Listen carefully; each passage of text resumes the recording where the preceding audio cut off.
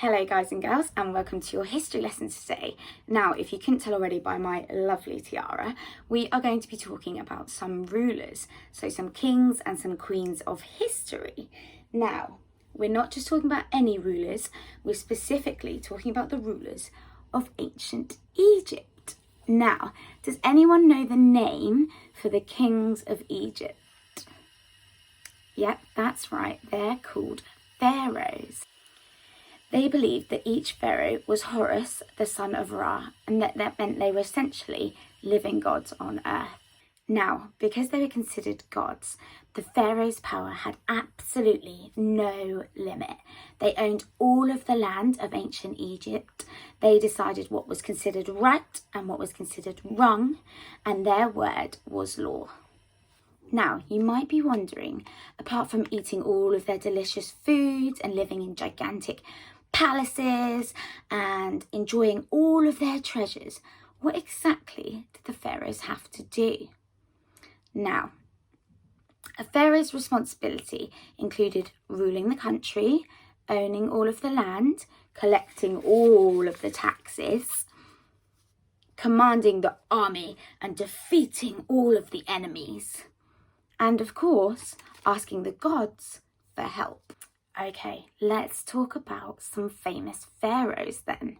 Now, first off, I want to talk about Pepi II. Now, this pharaoh's claim to fame comes because he took the throne at just that young age of 6, and he continued to rule until the ripe old age of 100. And this means that he ruled for an entire 94 years, making him the longest ruling king or queen in the entire of human history. Now, another famous pharaoh that you might have heard of before is Tutankhamun.